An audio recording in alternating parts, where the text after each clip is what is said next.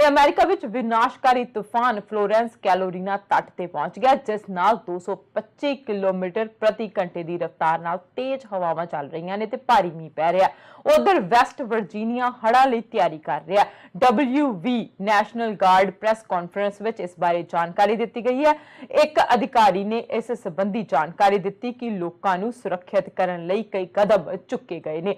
ਇਸ ਵਿਨਾਸ਼ਕਾਰੀ ਤੂਫਾਨ ਕਾਰਨ ਸਾਵਧਾਨੀ ਦੇ ਤੌਰ ਤੇ ਤੱਟੀ ਇਲਾਕੇ ਕੋਲ ਰਹਿਣ ਵਾਲੇ ਲੋਕ ਘਰਾਂ ਨੂੰ ਛੱਡ ਕੇ ਸੁਰੱਖਿਅਤ ਥਾਵਾਂ ਤੇ ਜਾ ਪਹੁੰਚੇ ਨੇ।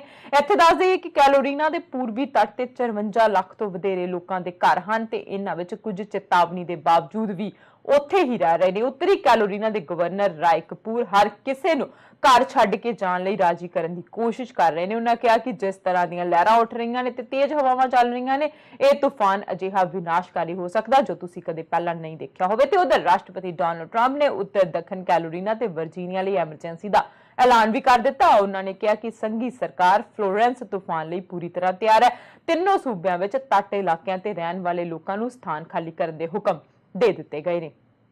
All right, so I'm going to walk you through a couple things that we're doing, and then we'll just open it up for questions, and you guys can ask whatever you need of us. So, Governor asked me to give you an update as to where we are, and it's a somewhat complicated process because right now we're still watching the Ohio River Valley and that piece, as well as a couple spots in the Eastern Panhandle. So we're still engaged with that piece of it. With the current weather front, we've still got liaison officers from the Guard in a couple of counties, particularly Marshall and Ohio County.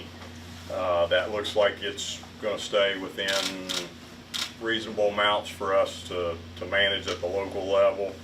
We're preparing for what we might get from Florence, and I'll talk a little bit more about that in a second. And then the Guard also has a national mission that we're supporting. We have opened up our air base at Martinsburg to a FEMA logistics support system.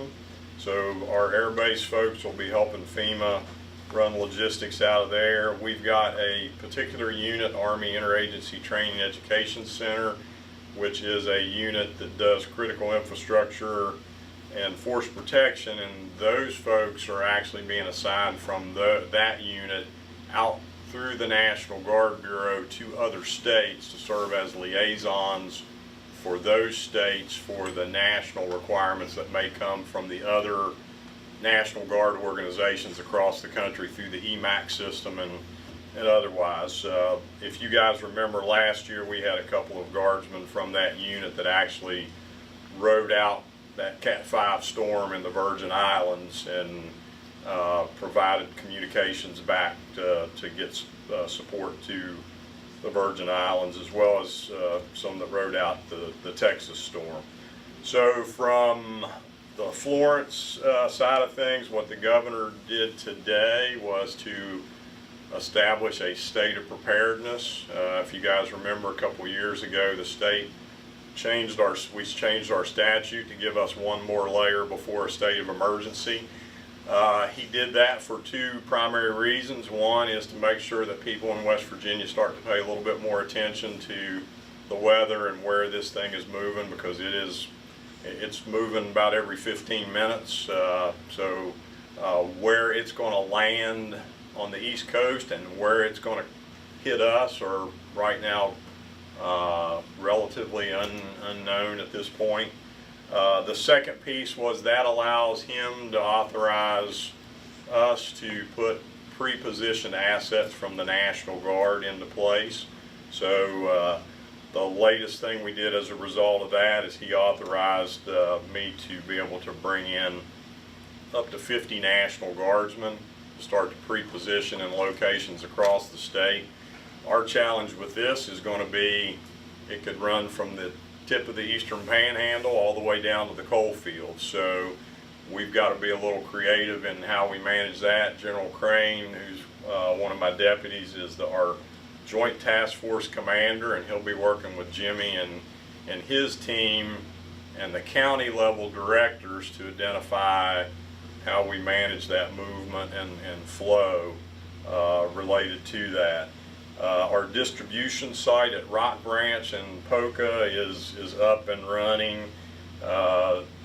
been engagement with VOAD, and VOAD is already preparing the normal kits that we provide to individual citizens to do cleanup work that may result from the weather event itself. Our Swiftwater Rescue Team that is partnered with Clendenin and Glasgow Volunteer Fire Departments has been put on alert, and they're prepared to shift and adjust where we decide we may need them. The Civil Air Patrol now falls under the National Guard as of last year, and we'll be engaged with those folks. So when whatever weather event passes, whatever additional aviation assets that we need to do that